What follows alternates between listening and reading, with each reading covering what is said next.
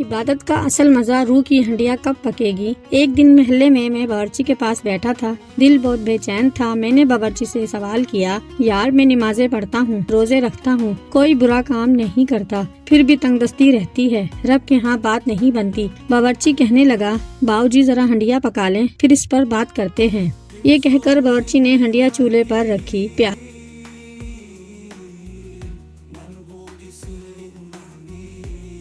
ڈالا، لہسن ڈالا، ٹماٹر، نمک، مرچ، مسالہ سب کچھ ڈال کر میرے پاس آ کر بیٹھ گیا اور باتیں کرنے لگا۔ باتیں کرتے کرتے اچانک میری نظر چولہے پر پڑی، دیکھا باورچی آگ جلانا بھول گیا۔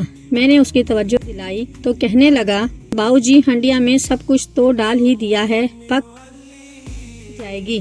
میں نے کہا، آگ نہیں جلائی تو ہنڈیا کیسے پک جائے گی؟ جواب میں کہنے لگا، باؤ جی جس طرح ہنڈیا میں سب کچھ موجود ہونے کے باوجود آگ لگائے بغیر ہنڈیا نہیں پک سکتی، بالکل اسی طرح نماز، روزہ، زکوٰۃ، خیرات کرنے سے اس وقت تک کچھ حاصل نہیں ہوگا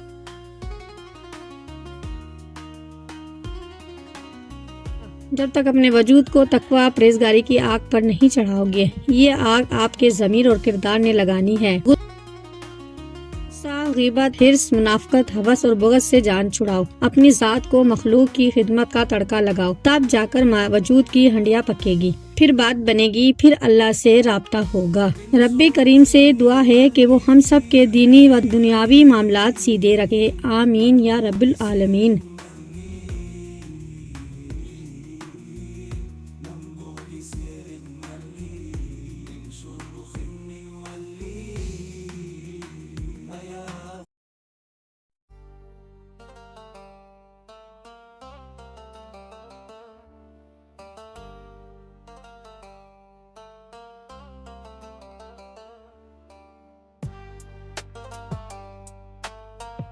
ایک مجبور بھائی کی آخری التجا۔ کراچی سے ڈاکٹر وسیم افندی صاحب بتاتے ہیں کہ چند دن پہلے میرے پاس ایک نوجوان کو لایا گیا تھا جسے سر پر گولی لگی تھی، خون بہت زیادہ بہہ چکا تھا، مگر نوجوان کے حواس ابھی قائم تھے۔ میری یونیفارم دیکھ کر اس نے مجھ سے التجا کی کہ ڈاکٹر صاحب میری موت کی خبر میرے گھر والوں کو نہ دیجیے گا، اور ساتھ ہی میرے سامنے ہاتھ جوڑ دیے تھے۔ مجھے حیرت تھی کہ میں اسے بچانے کے لیے پر امید تھا اور وہ شخص یقینی موت دیکھ کر بات کر رہا تھا۔ خیر میں نے اسے تسلی دی اور آپریشن تھیٹر پہنچے، جہاں اسے بے ہوش کرنے کے لیے انجیکشن دیا گیا اور ساتھ ہی اس کی روادار بھی سنتا رہا۔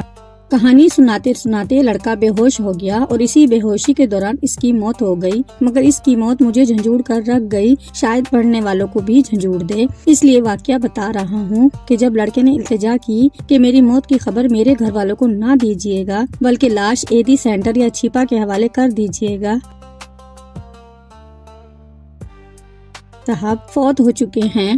میری 3 چھوٹی بہنیں ہیں جنہوں نے پچھلے 2 دن سے کچھ نہیں کھایا۔ مجھے آج 2 دن بعد مزدوری ملی اور میں دیہڑی لگا کر آ رہا تھا کہ راستے میں ڈاکو نے مجھے لوٹنے کی کوشش کی۔ میرے پاس کل دولت وہ آج کی دیہڑی لگ جانے والی مزدوری اور ایک پرانا سا موبائل تھا۔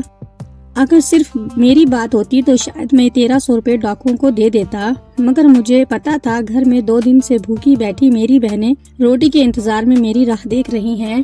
یہ پیسے ڈاکو لے گئے تو میری بہنیں کیا کھائیں گی؟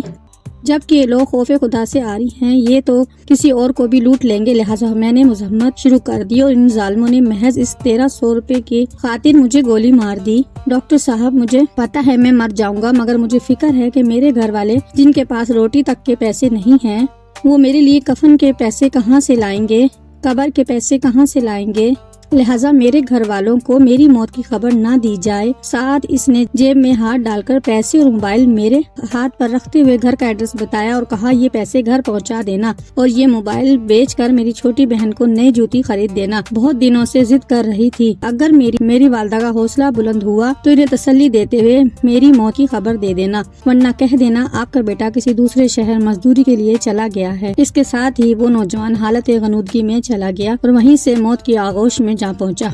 مگر تب سے سوچ رہا ہوں اب تک ہم پر پتھروں کی بارش کیوں نہیں ہوئی، سیلاب ہمیں کیوں بہا کر نہیں لے گیا، سرکش جنات کی طرح ہمارا کلا کما کرنے کے لیے فرشتے کیوں نہیں اتر رہے، ہم لوگ اب تک قہر الہی سے محفوظ کیوں ہیں۔